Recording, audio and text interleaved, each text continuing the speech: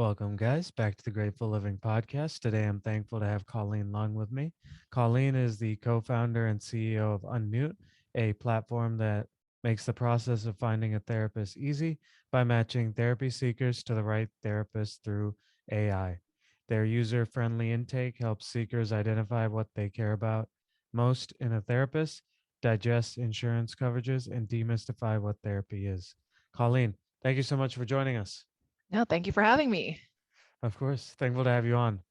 So, for people that don't know you as well, can you kind of set the scene for us of, take us back to the beginning where you grew up, your family situation, and, what type of kid you were? What type of kid I was? Wow, that's a hard question to start off with. You'll have to ask my mom. Yeah. So I'm originally from Hawaii, born and raised on the island of Oahu, currently based in Boston. Grad school actually brought me out here to Boston, so I went to Babson College to get my MBA, but spent most of my life on the island of Hawaii. My parents they're both immigrants. They're originally from China and Hong Kong. So I'm first gen, born here in the States, with my older sister as well. And yeah, I've been working in the nonprofit space in sales in corporate America, and got laid off during COVID. And that really was the impetus for Unmute, in regards to my own personal experience, as well as getting laid off during COVID. Yeah, yeah. And I totally missed your question about what kind of kid I was. Yeah. I would say I was pretty well behaved. Did I was always into sales at a very young age. I remember creating my own stickers and coloring it in with the smelly markers that had scents, and like kind of tricking my friends and saying, hey, these are smelly stickers, just the scratch and sniff ones. And they would only last for a few minutes, where they would actually smell like the scent of the marker, Yeah. and like sell it for 25 cents for a sheet of stickers or something, and selling my dolls and lemonade and all that. You know what I mean? That's Yep. typical stuff. So that's kind of, yeah, I've always been a hustler, even since I was a kid. Yeah, yeah.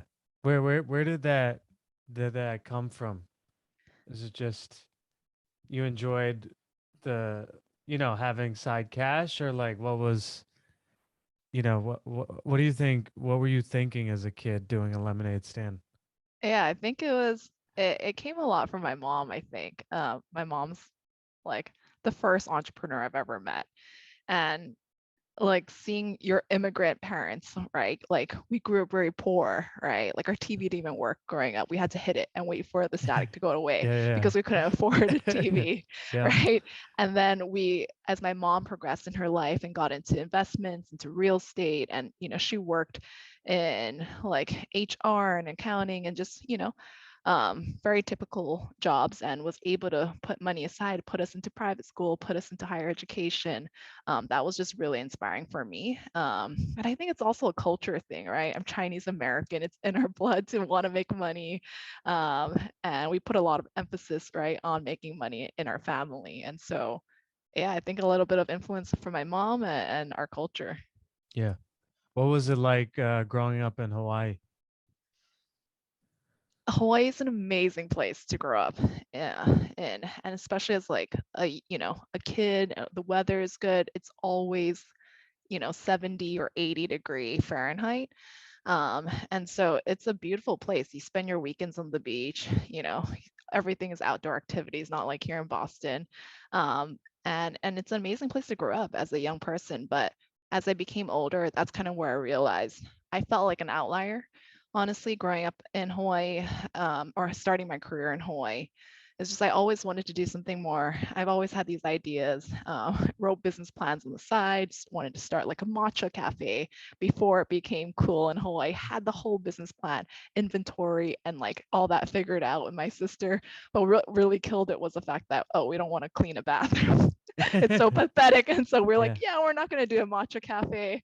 But like all that innovation, that side of me that was innovative and creative, just it wasn't, there isn't a community for that so much in Hawaii.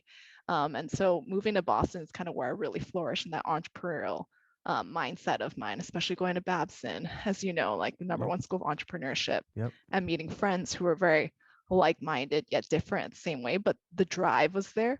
And so those conversations were really interesting. Those brainstorming sessions were really interesting. So I love the fact that my family's still there. I go back during the winter holidays when it's freezing cold here, to go back home to Hawaii. And it's a really nice balance right now that I have. Yeah. Is there something, obviously most people go for tourism. Is there some secret thing or some recommendation you can give on if you go to Hawaii, you should do this? Oh yeah, I have a whole list.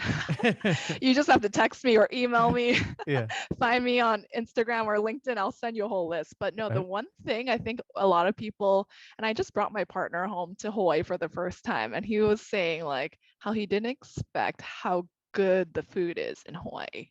And it is incredible. Like when you think of Hawaii, right, it's the melting pot of all these different cultures, right? You have a lot of Japanese, Chinese, Koreans, Thais, Vietnamese, Filipinos, the Hawaiians. The Portuguese culture is a large influence because folks immigrated there to work in the plantations, back then.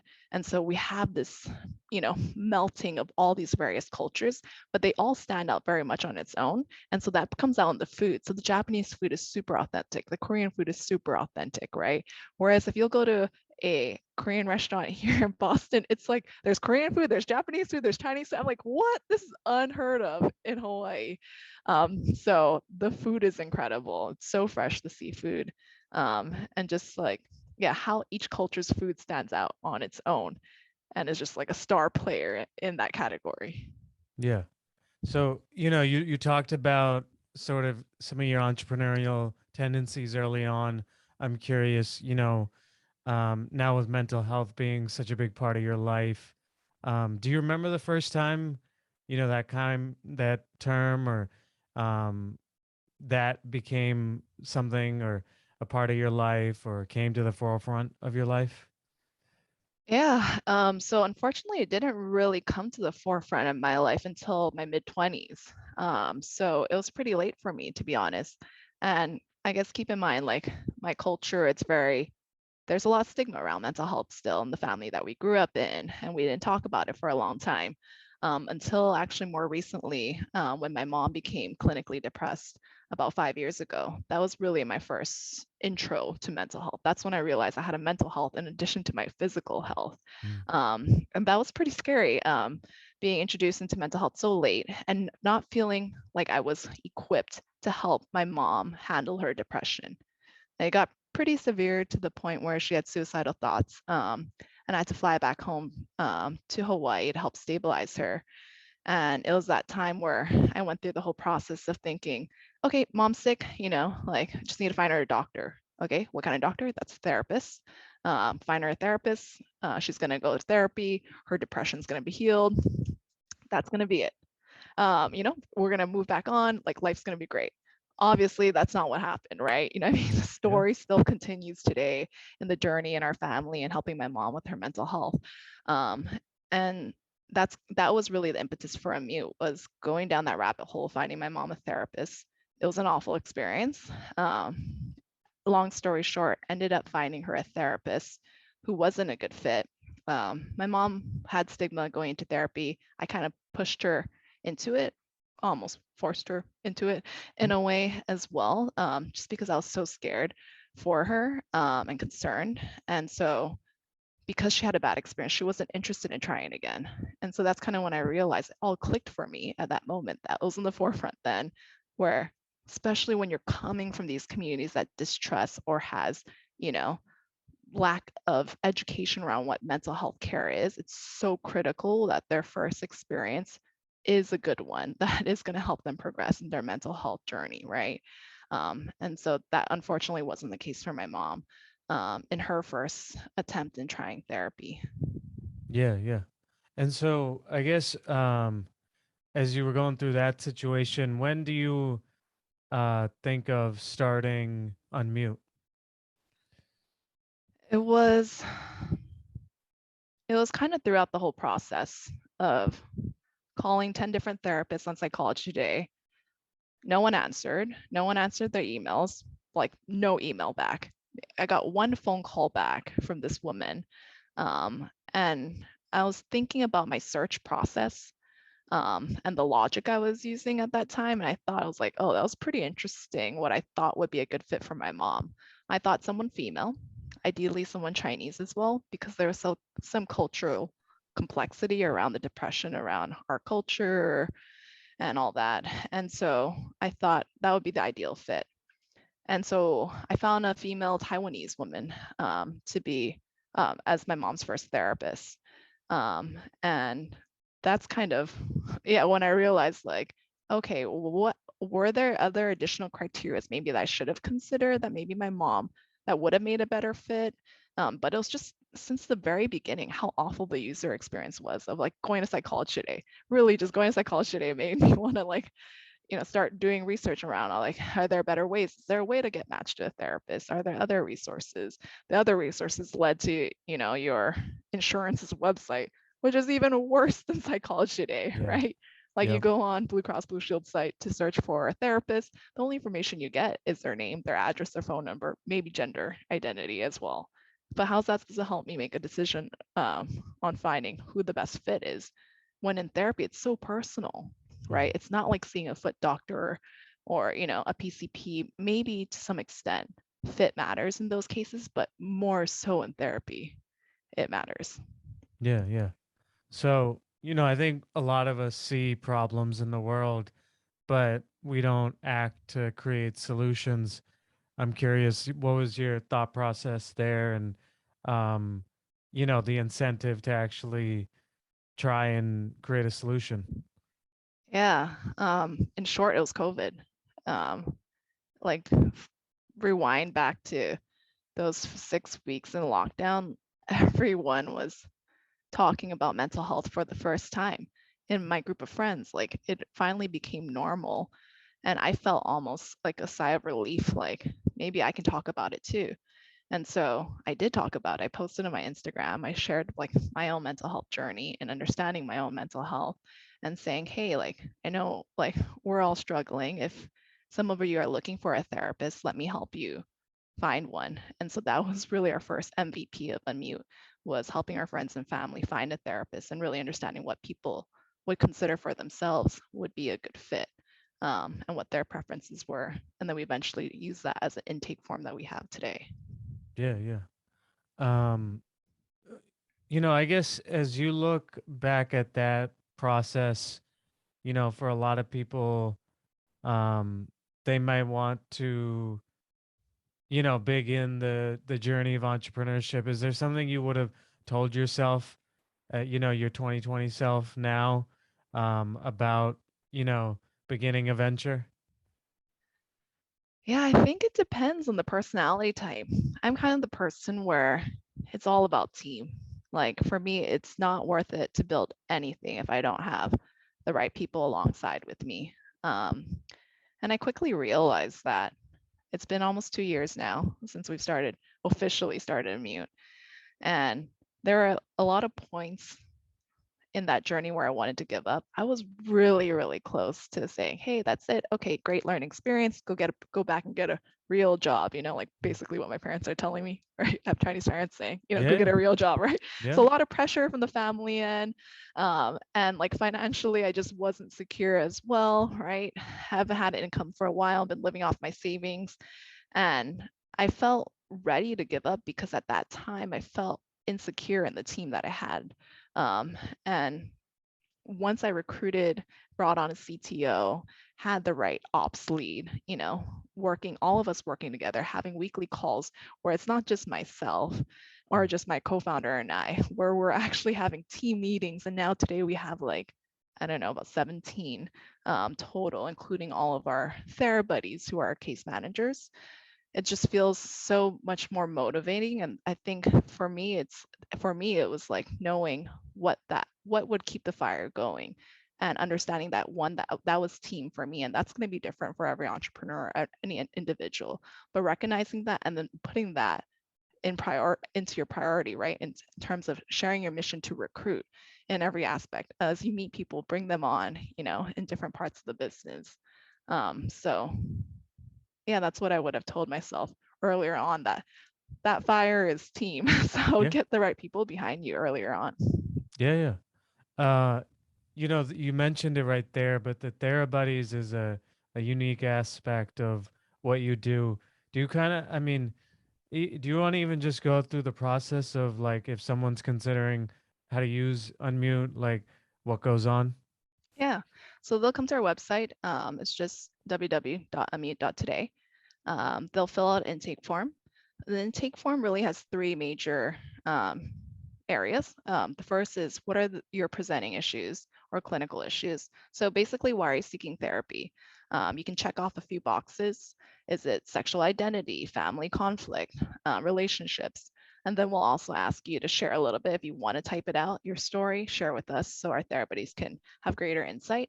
And the second piece is really around your preferences in a therapist. So, what are you looking for in a therapist? Besides demographics, yes, gender identity, age, ethnicity, languages, but also what personality of a therapist do you think you vibe best well with?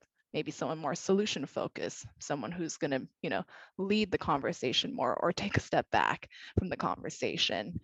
And then we really do focus on working with marginalized communities. So we ask our therapists if they're a part of a community or ally with communities, including LGBTQ plus, BIPOC, immigrants, polyamory friendly, kink friendly as well. And then the last piece is really around logistics. Are you looking to use your health insurance? If so, what's the plan name? And if you're paying out of pocket, what's your budget? And lastly, what's your availability for sessions? And so Mm. that all that information gets sent to our team of TheraBuddies. We run it through that information through our algorithm. And so we match against our in-network database of therapists. But because we're a startup, we don't have that many therapists in our database. We have a couple of hundred. And so maybe there aren't enough therapists who would be a good fit. So our team of TheraBuddies will go on to existing sites and go through that awful, user experience on Mm. behalf of our users of going to Psychology Today and or all these other listing sites that we have access to, and reach out to therapists on behalf of our users and confirm that they have availability and confirm that they haven't take that insurance. Once they do, then we connect them to the user, our users, and make that introduction. But also our TheraBuddies guide users along the way in terms of like how to have a phone consultation, what questions should you be asking. So it's really like having a therapy buddy throughout your therapeutic journey. And then we'll check in with our users at the 3 week and the 6 month mark as well to just see how things are going and if they need a rematch or if everything's going well. Then yeah, that's the best outcome for us. Yeah. What was interesting for me was realizing how big of a problem matching therapy seekers with therapists are. I didn't realize that until I researched your company. Do you want to kind of relay? Is there a stat that you go to Yeah. with that in terms of kind of just, um, you know, helping all of us be more aware? Yeah, I mean, and really what's normalizing it, right? What Yep. we're all going through and why we're seeking therapy. So, 1 in 2 people will quit therapy due to lack of fit, right? Lack of therapist fit. So, when we're talking about matching alone, that problem is enormous, right? And in a market where, okay, with now that COVID has happened, it's obvious people are more open to speaking about mental health. So, demand for therapy is incredibly high, but the supply of therapists is so limited. All the therapists have wait lists. We call therapists, the same therapists you're calling and struggling to connect with, we're calling them too. And we're also on these wait lists for our users. And so when there's when 1 in 2 people are quitting therapy due to lack of therapist fit, there's a lot of inefficiencies that are happening in a limited supply market, right? And so when we focus on getting the match right, we'll get people in and out of therapy quicker, right? They'll actually be healing, completing, and achieving their therapy goals and leaving the market so that allowing space for the next person to take that slot up. So really that's why we feel it's so critical to get the match right. I think any company that's going to win in the space is going to address that supply and demand imbalance. I can throw more stats there. I think Yeah, yeah. like in terms of normalizing the mental health, when we're looking at employers actually at this point in time for the business today, so 9 in 10 employees feel that their mental health is being negatively affected by their workplace today, right? Maybe it's remote, maybe it's COVID, anything, maybe internally as well.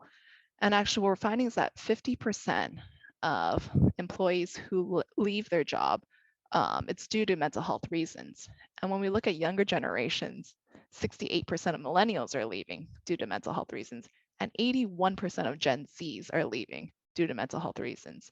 Yeah. So the great resignation is primarily due to mental health reasons or concerns. And so all these employers are throwing a bunch of mental health resources out there for employees, right? They have everything like Lyra Health, Ginger.io, BetterHelp, you name it, right?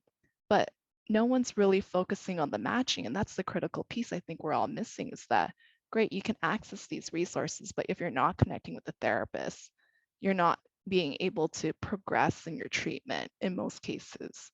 And so that's what we're finding. And that's really why we're double downing and we think this is the solution that can really have a great impact. Yeah.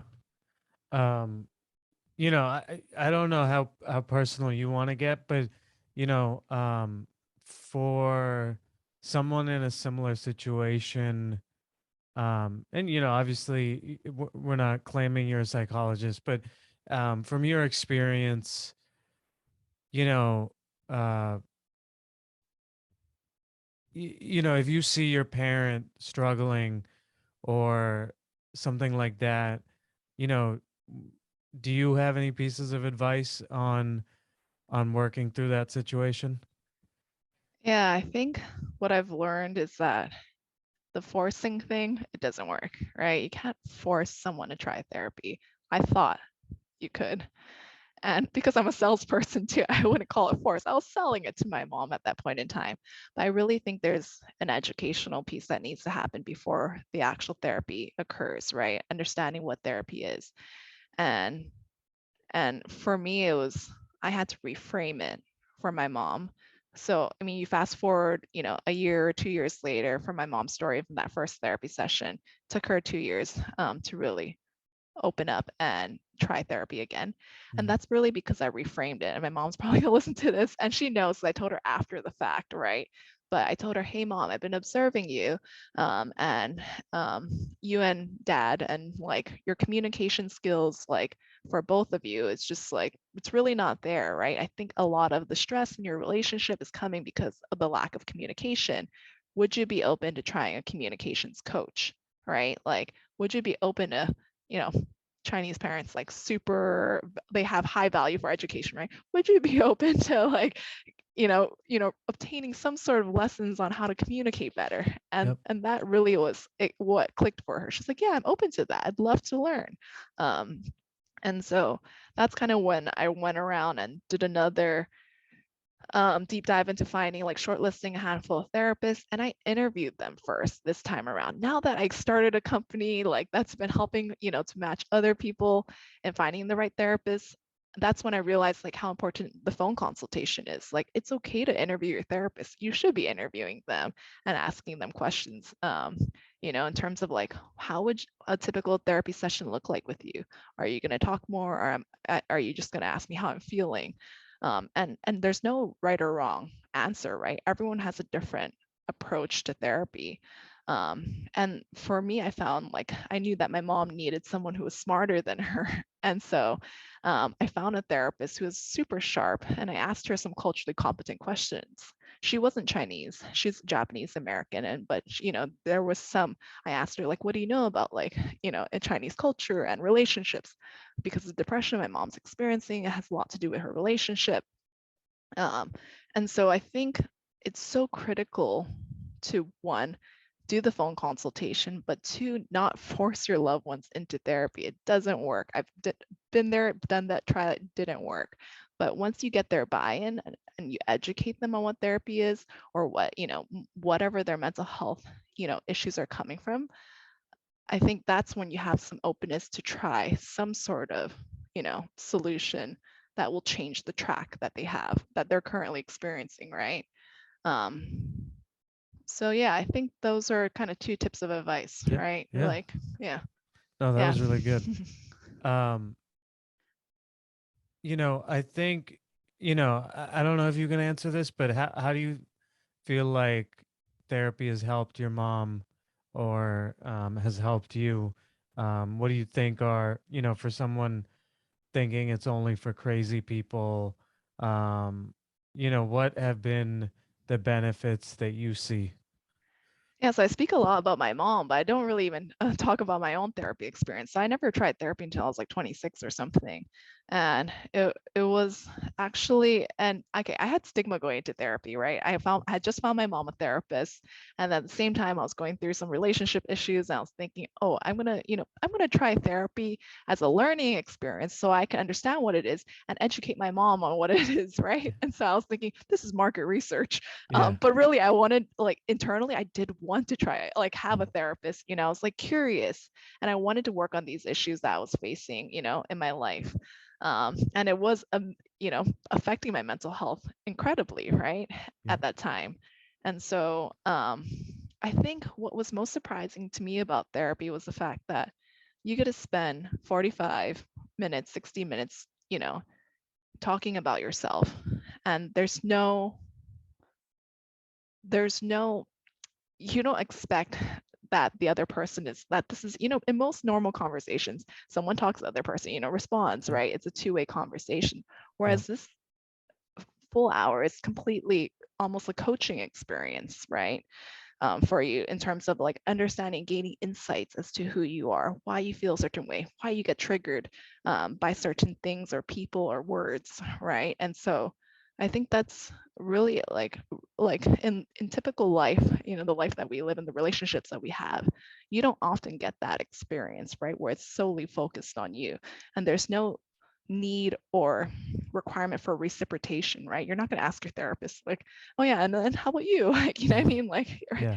Like what did you do in that experience? No, like that's not kosher, right? Yeah. So I think that's what shocked me most about therapy was like it's an investment in yourself. I see it as coaching in a way. And we all have mental health, right? It's not just nothing and then depression or, I mean, maybe something more severe as an inpatient care or psychiatric care. But we have a spectrum of emotions. Sometimes on some days, maybe it's on one end where it's, you're a bit more high functioning, you're just feeling a little down. On the other hand, maybe it's a little bit more severe, right? Inpatient care or psychiatric care. And in the middle, it's like maybe you need therapy, right? But these are a spectrum of emotions that sometimes some people will experience the entire spectrum. Some of us will lay here, right, in the, the half.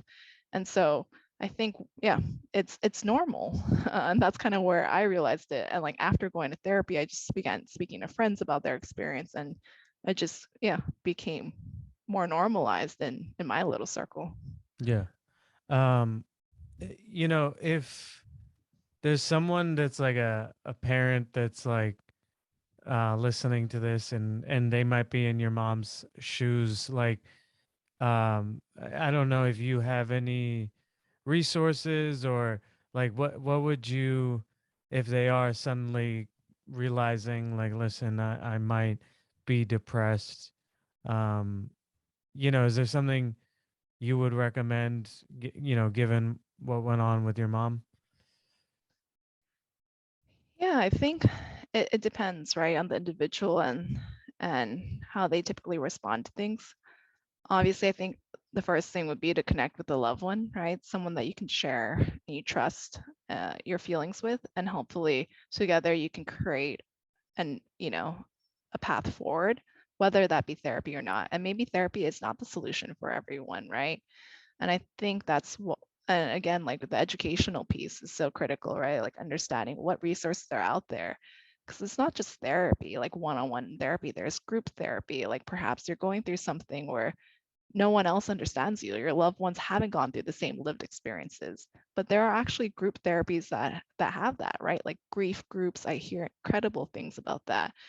Or LGBTQ community groups. And beyond that, there are also peer support is therapy in a way as well, right? Having these conversations with the loved one that's therapeutical, and that'll help others heal their journey.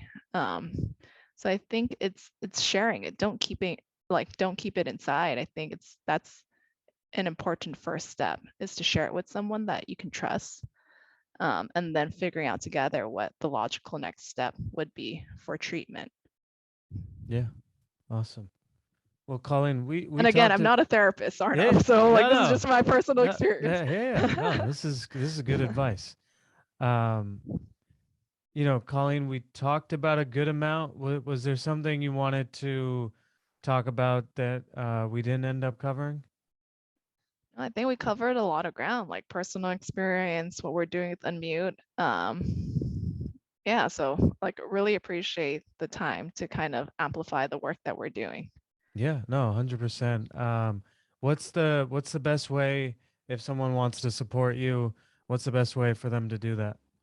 Yeah, so if they or a loved one is looking for mental health support, feel free to send them over to our website. Again, it's www.unmute.today. We are also currently running some pilots with employer groups. So kind of like what I shared about the employee retention and wellness stats, we're seeing that a lot of employees are struggling with their mental health. So we're looking to help um, startups to Fortune 500 companies with their mental health benefits and resources, and getting their employees the right mental health support. So if you're a part of a company that's looking to offer Unmute to your employees, feel free to reach out. There is a partnerships button on our website as well, so you can go there and send in a partnership request as well. Yeah. Well, that's awesome. Colleen, I just want to acknowledge you. It's an amazing story to see, what your mom went through, and then to not only, help her with her journey, but then to think about the broader picture of, hey, this is probably happening to thousands of people and parents out there, just like my mom, to create a solution, with AI. I think that's awesome, and just continuing to destigmatize is a great mission, and you never know, whose life you might have, whether saved or helped or whatever it is. It's always a really good positive. So thank you for the work that you do. Thank you for having me again. Of course. Thank you.